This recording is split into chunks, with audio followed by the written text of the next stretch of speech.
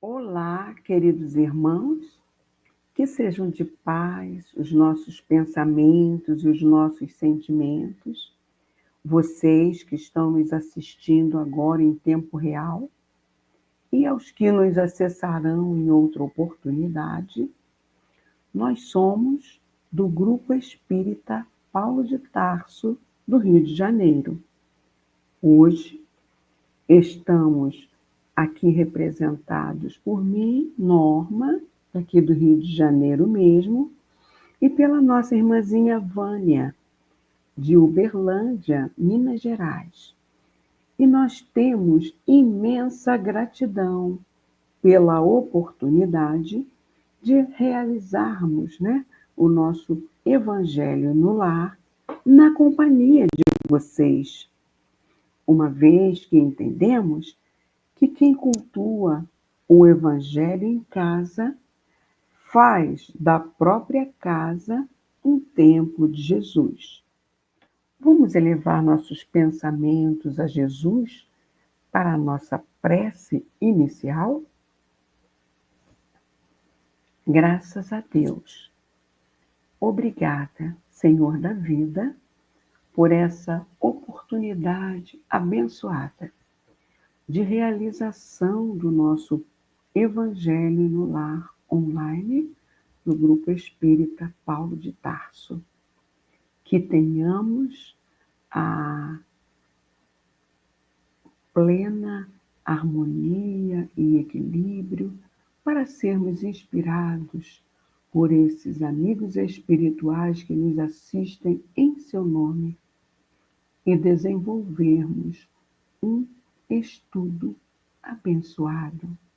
Gratidão, Mestre, gratidão a esses guias e mentores espirituais, mas, sobretudo, gratidão ao nosso Pai Maior, a quem pedimos humildemente muita proteção e a devida permissão para iniciar o nosso Evangelho de hoje.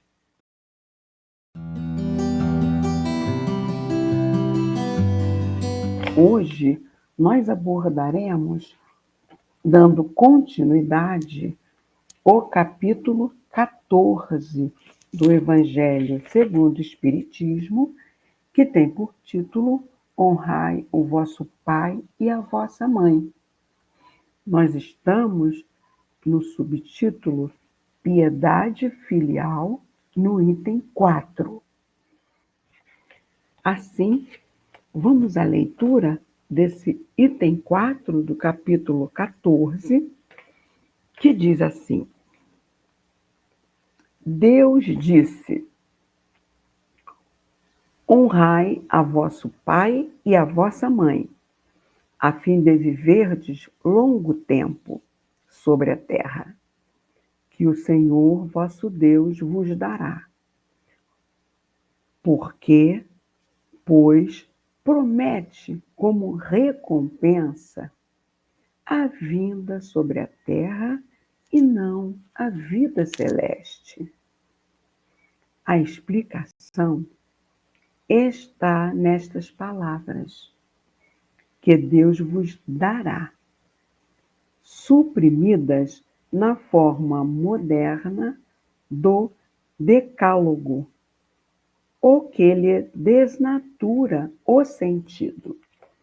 Vamos então esclarecer, inicialmente, que decálogo, meus irmãos, são os 10 mandamentos, um conjunto de princípios religiosos e éticos para a conduta, dos fiéis, fundamental para o judaísmo e o cristianismo. Esses princípios abrangem a relação do homem com Deus e com os seus semelhantes, abordando aspectos como adoração, respeito, honestidade e justiça. E esses princípios foram revelados, por Deus a Moisés no Monte Sinai, segundo a tradição.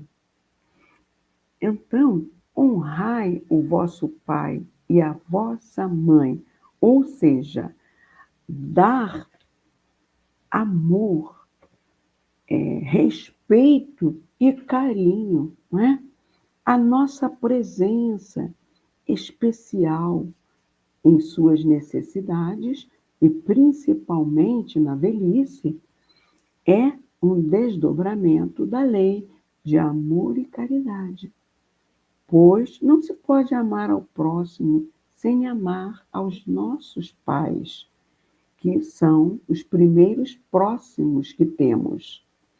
E já aprendemos que fora da caridade não há salvação. Vamos então dar continuidade à leitura desse item 3. Para compreender-se essas palavras, é preciso se reportar à situação e às ideias dos hebreus à época em que foram ditas. Eles não compreendiam ainda a vida futura. Sua vida não se estendia além da vida corporal. Deviam, pois, ser mais tocados pelo que viam do que pelo que não viam. Por isso, Deus fala numa linguagem à sua altura e, como crianças, lhes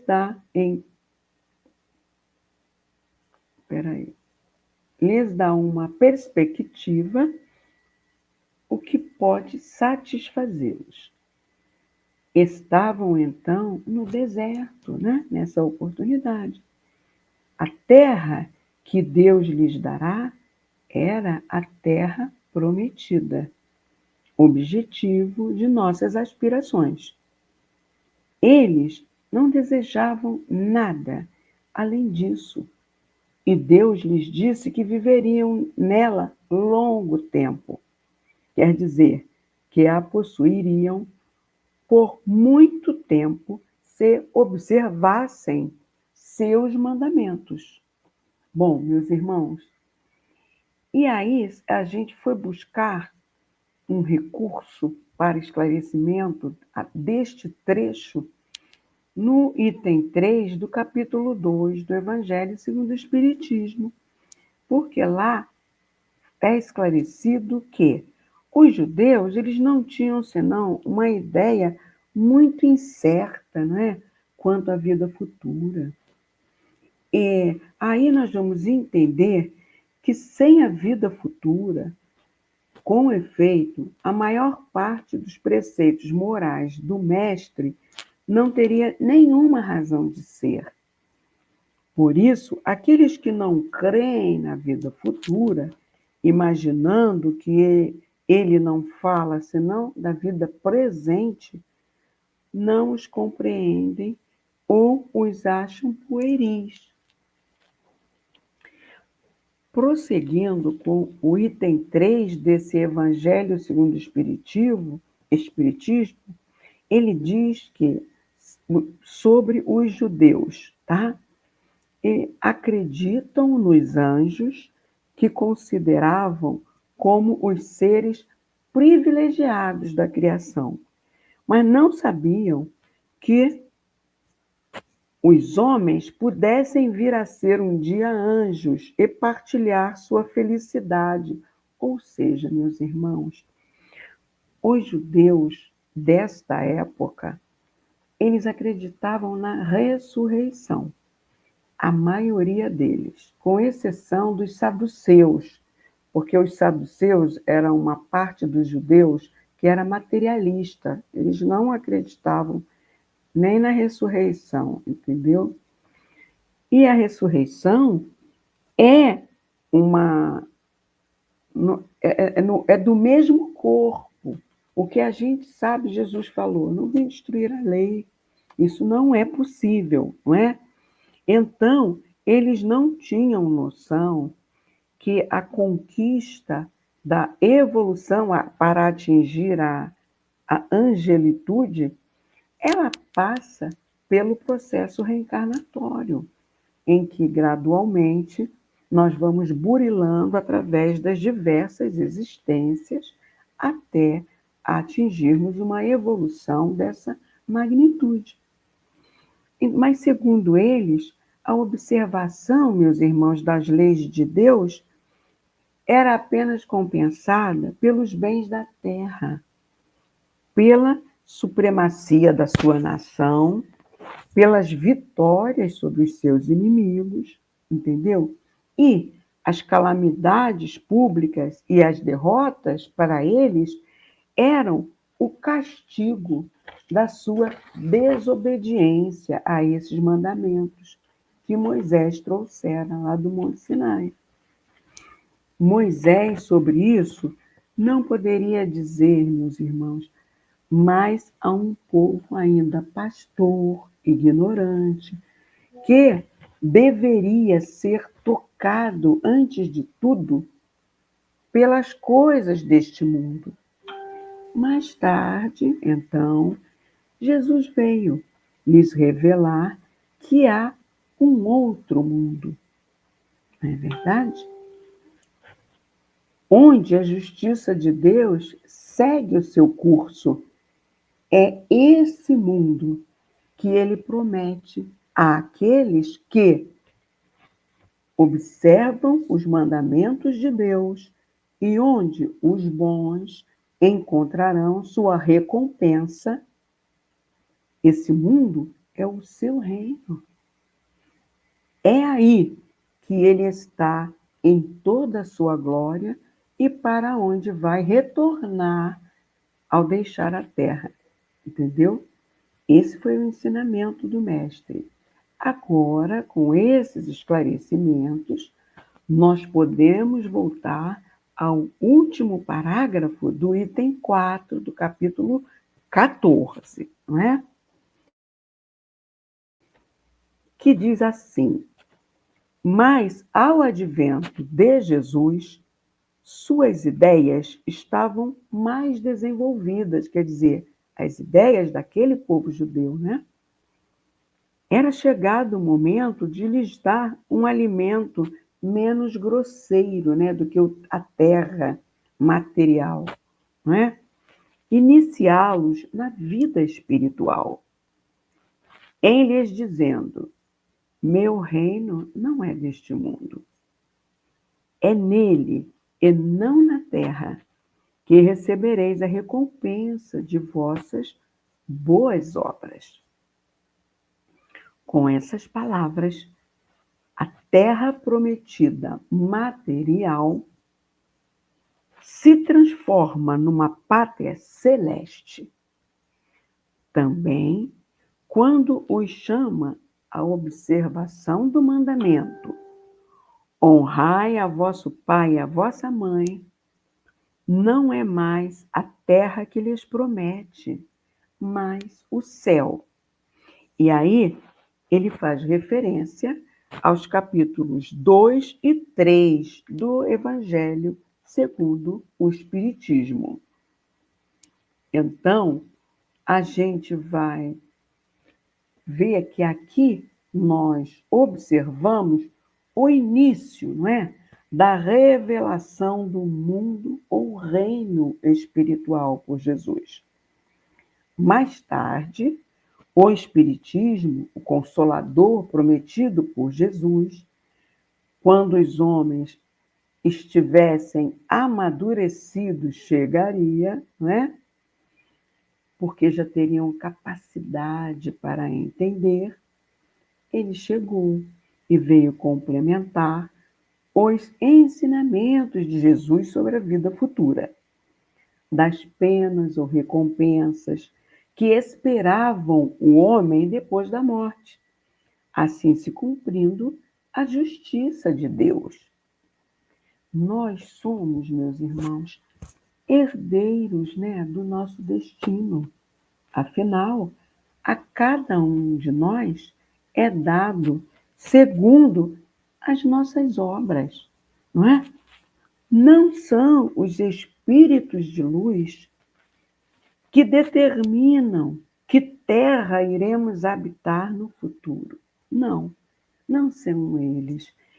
É o nosso próprio magnetismo, resultante dos nossos pensamentos, palavras e atitudes, não é? Enquanto estamos aqui na matéria encaminhada, que agem como um imã que nos ligará ao mundo onde haja equivalência energética com esse nosso modo de ser e existir. Entendeu? Para atender aos diferentes estados de alma, não é?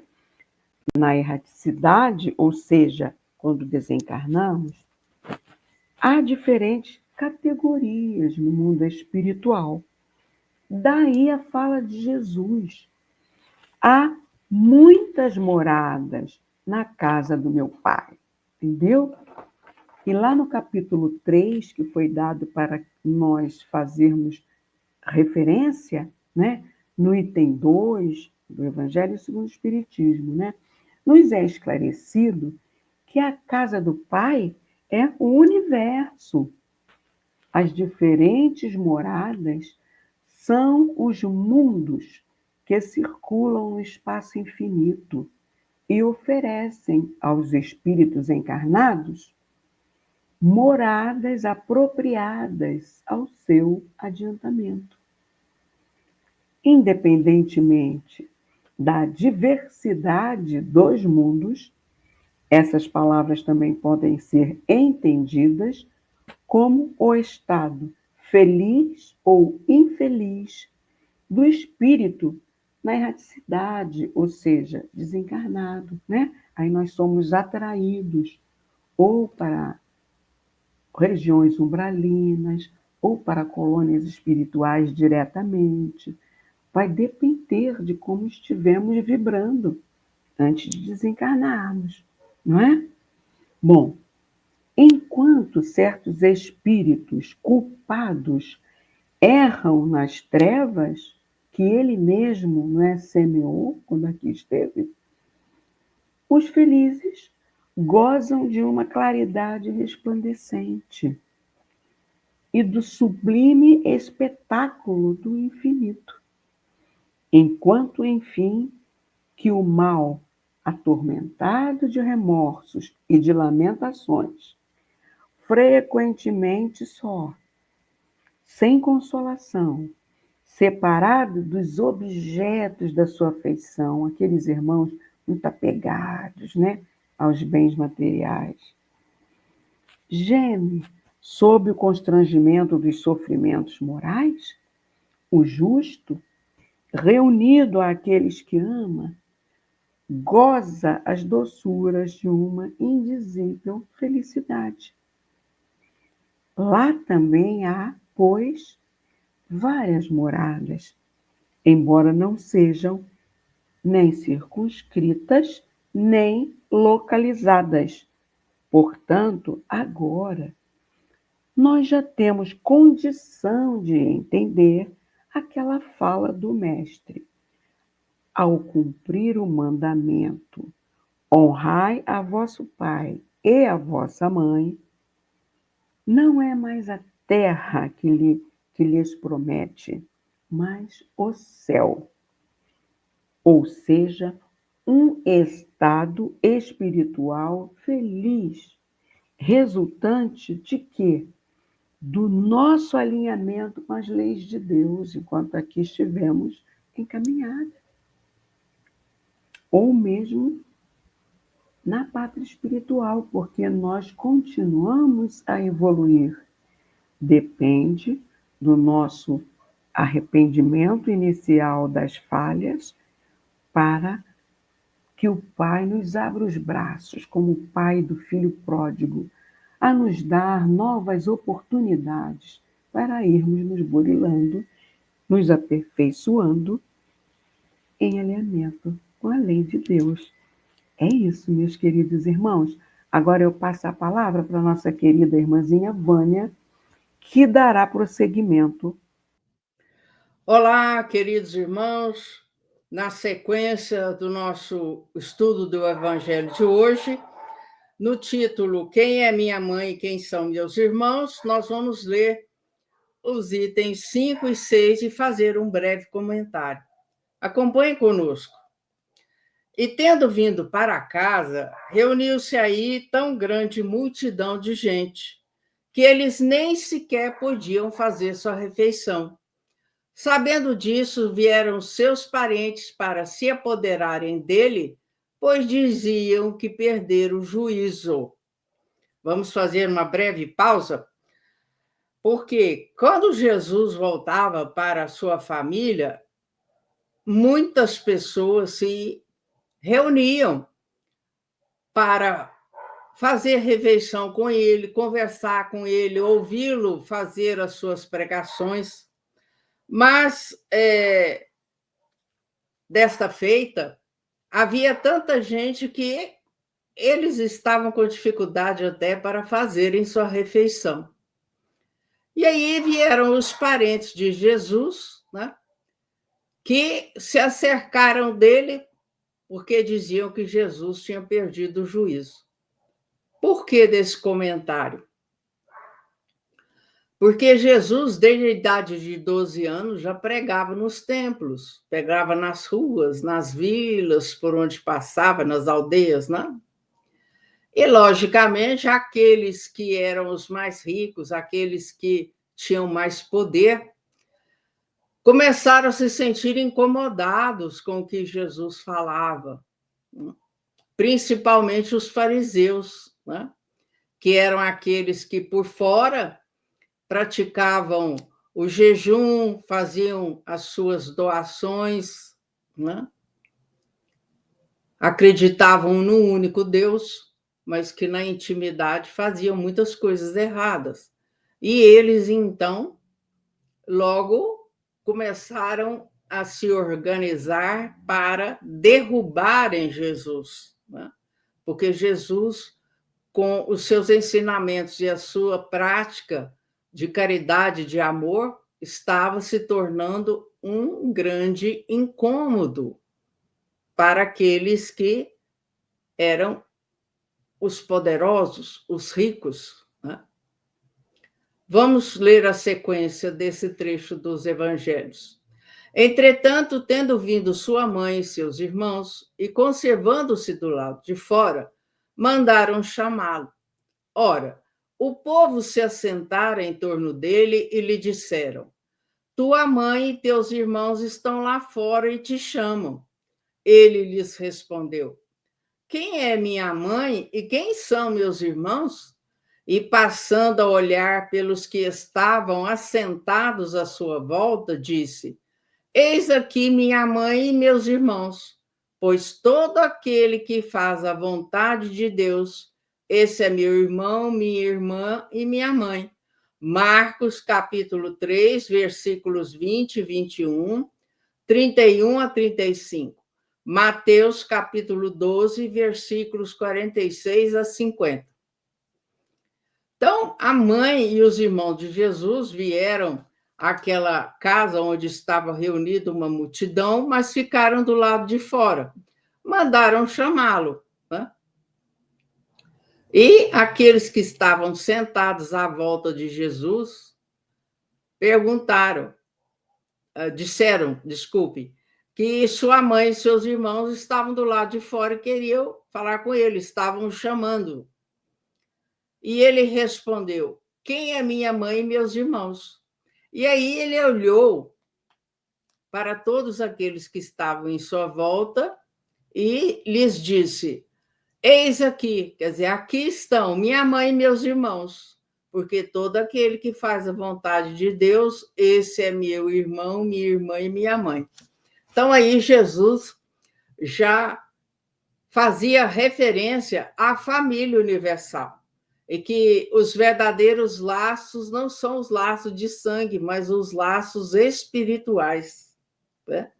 E isso, obviamente, trouxe um mal-estar, porque as pessoas muitas vezes não entendiam aquilo que Jesus falava, né? Daí Jesus, muitas vezes, utilizar-se de parábolas, de figura de linguagens, para que aquele povo, ainda ignorante, de coração endurecido, começasse a se despertar para as questões espirituais. No item 6, o comentário que Kardec inicia nos diz: certas palavras parecem estranhas na boca de Jesus, por contrastarem com a sua bondade e a sua inalterável benevolência para com todos. Então, pareceu estranho Jesus falar que todo aquele que fazia a vontade de Deus era sua mãe, eram seus irmãos, né? Porque isso estabelecia um contraste entre a bondade de Jesus e a sua benevolência inalterável para com todos, ou seja, Jesus desejava e fazia o bem para todas as pessoas, sem distinção nem privilégio. Os incrédulos não deixaram de tirar daí uma arma, pretendendo que ele se contradizia. Então, aqueles que não acreditavam nos ensinos de Jesus, que não acreditavam e aceitavam que ele fosse o Messias, eles buscavam em todas as ocasiões uma oportunidade para mostrar que Jesus estava se contradizendo. Quer dizer, estava falando algo contrário ao que ele pregava. Um fato irrecusável é que sua doutrina tem por base essencial, por pedra angular, a lei de amor e de caridade. Ele não podia, pois, destruir de um lado o que estabelecia do outro. Daí esta sequência rigorosa. Se certas proposições suas se acham em contradição com aquele princípio básico, é que as palavras que lhe atribuem foram mal reproduzidas, mal compreendidas ou não são suas. Então, Kardec nos convida ao exercício da fé raciocinada, nos convida a analisarmos tudo à luz do bom senso, da razão e da lógica, para que nós não nos enganemos, para que nós não nos confundamos. Quando ele diz que Jesus, cuja doutrina tem por base a lei de amor e caridade, como é que ele iria falar algo que estivesse contra essa lei de amor e de caridade? Então, se aquilo que Jesus propusesse, aquilo que ele ensinava, aquilo de que ele falava, contrariasse esse princípio básico, Kardec então coloca que ou as palavras que eram atribuídas a Jesus foram mal reproduzidas, mal compreendidas ou não eram dele. E isso é muito lógico, né? Então, por isso que devemos examinar tudo à luz da razão. Senão, nós poderemos aceitar algo errado como se fosse certo. Então, conhecendo a lei de amor, os ensinos de Jesus, e principalmente a palavra caridade, como entendia Jesus, e aqui vale a pena recordarmos novamente a questão 886 do Livro dos Espíritos, em que Kardec pergunta como devemos entender a palavra caridade segundo a demonstrava ou a praticava Jesus? Benevolência para com todos, fazer o bem para todos, desejar o bem para todos. Indulgência para com as faltas alheias, compreensão para com as faltas alheias, perdão para com as faltas alheias. E depois, perdão para as ofensas. Então, aí está a verdadeira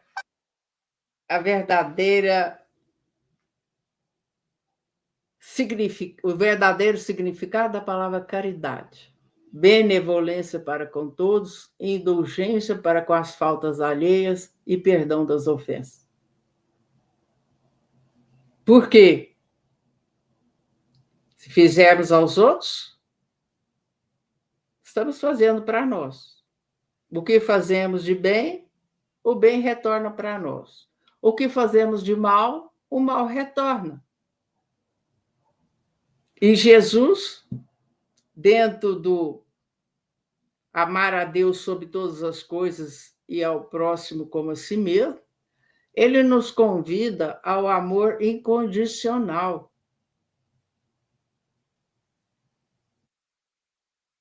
Que nós amemos por amar. Não nos cabe julgar o outro, não nos cabe cobiçar o que o outro tem. Essa irmandade é a irmandade universal, aquela que tem como princípio fazer aos outros aquilo que eu gostaria que fosse feito para mim. E nós temos que lembrar que, como os evangelhos, 4 evangelhos, surgiram muito tempo depois do que o Cristo partiu, retornou para o mundo espiritual, né? Como naquela época os recursos de comunicação eram muito precários, muito demorados, né? Muitas vezes as palavras podem ter sido mal reproduzidas ou então não eram de Jesus, né? Porque a memória humana tem limite, principalmente naquela época em que as pessoas que sabiam ler e escrever eram poucas, que tinham acesso à cultura, né? Então, quando uma frase ou um ensinamento passa oralmente, quer dizer, de boca a boca, né? Essa verdade, esse ensinamento vai sofrendo alterações, na verdade. Tanto é que existe o ditado popular em que se diz: quem conta um conto, aumenta um ponto, né? Então, isso aí já é o alerta suficiente para que nós analisemos com muito cuidado as palavras, os ensinos de Jesus, para que nós não sejamos enganados por pseudo-sábios, por falsos profetas, né? Que existem tanto aqui no nosso mundo físico quanto no mundo espiritual. Então, meus amigos, por hoje é essa sequência que eu pude apresentar. A nossa querida Norminha vai depois nos brindar com uma leitura maravilhosa que vai envolver tudo aquilo de que nós falamos em nosso estudo de hoje. Ok? Até mais. Ok, querida Vânia. Vamos então dar início à leitura da lição 177, intitulada Pais e Filhos. Nos diz André Luiz: há muitos pais que sofrem em silêncio, na intimidade do lar, as agressões dos filhos. Vamos refletir um pouco, meus irmãos. Os filhos nos são dados, não é? Por empréstimo, e o Senhor nos confia, né, a educação e a guarda desses filhos. Mas muitos de nós, desavisadamente, ou pecamos no excesso de ternura, ou outras vezes na demasia da exigência. Agora, à luz do Evangelho, a família toda caminha, né, em direção à luz, não é? Em direção à transformação, à evolução espiritual, porque a família é um cadinho de retificações. Então, é muito importante darmos educação evangélica aos nossos filhos. Vamos prosseguir com o que André Luiz nos traz? Ofertam carinho, mas só conseguem grosseria como resposta. Buscam a compreensão, mas o retorno é o desentendimento. Desejam a paz, mas o resultado é a discussão e o conflito. Oferecem ajuda, mas são alvos de sarcasmo e antipatia. Convidam ao diálogo, mas encontram apenas o verbo da intolerância. Querem convivência amiga, mas são tratados como adversários. Sinalizam boa vontade, mas são atingidos pela revolta. Dão testemunho de irrestrito amor, mas recebem de volta a indiferença. Então, assim como, meus irmãos, os pais têm que vigiar para cumprirem as leis de Deus, também os filhos necessitam fazer isso, não é? Sendo tolerantes com os pais, aqueles pais amorosos, então, não é? É bem complicado o pai e a mãe que doam amor e recebem todo esse tipo de adversidade de volta dos filhos. Mas, mesmo aqueles pais que foram demasiadamente exigentes, né, que faliram assim com os seus filhos, eles também merecem desses filhos, à luz do Evangelho, a piedade filial, né? Como nós estudamos neste capítulo. Por quê? Porque eles nos deram o bem mais precioso que temos, a vida, para que possamos nos burilar. É um bálsamo sagrado, não é? Que nos foi concedido pelo Pai por intermédio desses pais que nos propiciaram a existência física. E aí André Luiz conclui: pais e filhos que não mostram simpatia recíproca são espíritos à procura de reconciliação em nova existência. E, portanto, é um reencontro, não é, meus irmãos, de espíritos que possuem laços kármicos a ajustarem. E aí, diz André Luiz finalmente, aqueles, pois, que ainda não podem amar os pais dedicados que a bondade divina coloca em seus passos, pelo menos lhes honrem o nome e a presença, certos de que o respeito a esses benfeitores é apenas um raio de luz, mas suficiente para afugentar a escuridão do ódio, abrindo caminhos para novas conquistas no futuro. Então, nós já sabemos, o amor cobre a multidão dos pecados. Essa repulsa que nós sentimos às vezes pelos nossos genitores e não conseguimos sequer expressar por quê, é dado ao véu do esquecimento, exatamente para que possam, no caminhar juntos como pais e filhos, resgatarem o amor outrora rompido por equívocos pretéritos.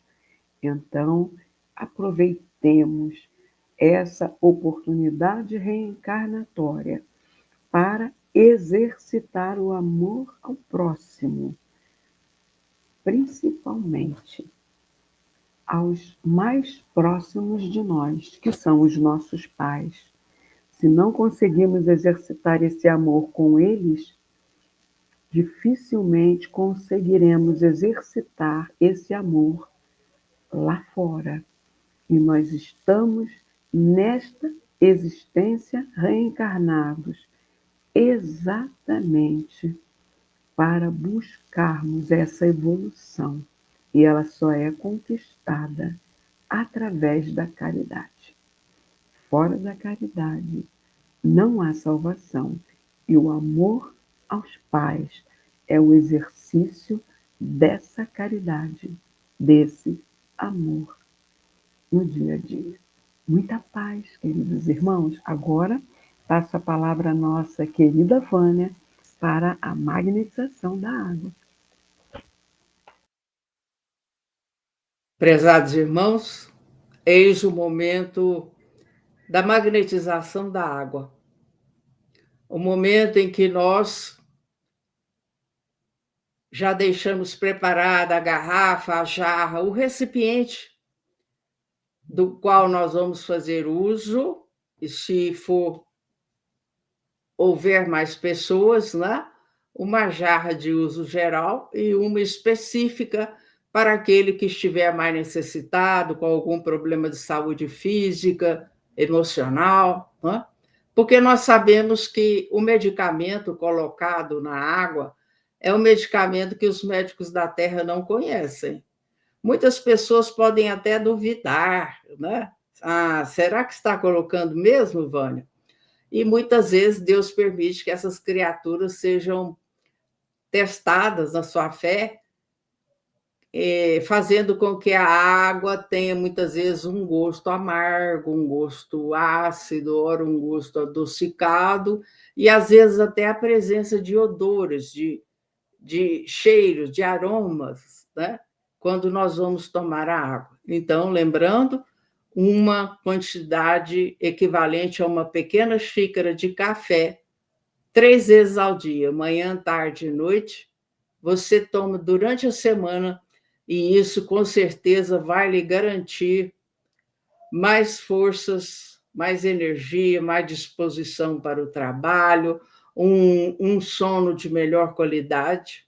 Vamos lá? Mentalizando Jesus para você que vai pedir ou para que você que já confia e vai sobrepor, colocar as suas mãos sobre a garrafa, a jarra, o copo, qualquer recipiente. Não há necessidade de tampar, cobrir com um pano, com uma tampa, uma rolha, nada disso, ok?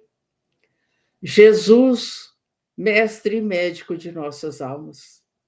Aqui nos encontramos para pedir que sejam colocados nas águas os medicamentos de acordo com as necessidades de cada um que fizer uso dela. Medicamentos para o corpo físico, para o perispírito, para o espírito.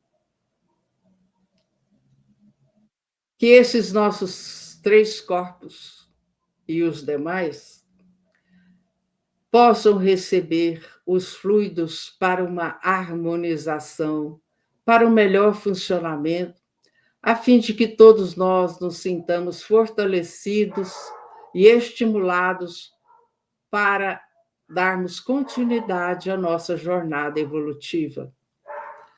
Que os médicos espirituais, os espíritos magnetizadores, nesse instante possam atender, Senhor, às necessidades de cada um, acalmando-lhes o espírito, aquietando o seu coração, a fim de que esse medicamento seja benéfico em todos os sentidos para o seu dia a dia. E assim, Jesus, confiamos e agradecemos mais uma bênção em nossas vidas. Que assim seja. Queridos irmãos, prezados ouvintes e internautas, chegamos ao fim de mais um Evangelho no Lar Online do Grupo Espírita Paulo de Tarso, do Rio de Janeiro. Nosso encontro é semanal e desejamos a todos uma semana abençoada, muita paz, muita luz, mais fé e esperança. E vamos orar para agradecer?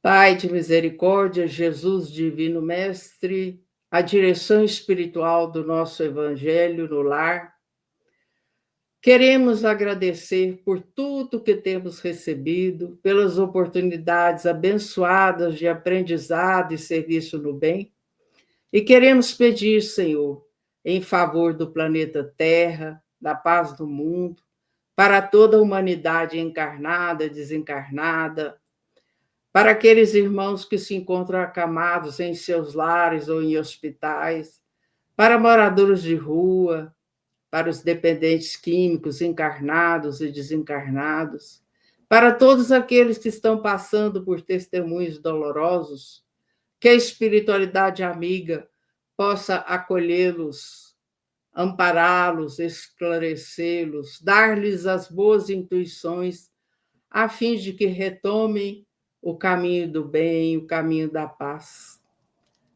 Pedimos e agradecemos, Senhor, por mais essa oportunidade, desejando muita paz para todos os lares, as bênçãos para todas as famílias, e que o Evangelho, Senhor,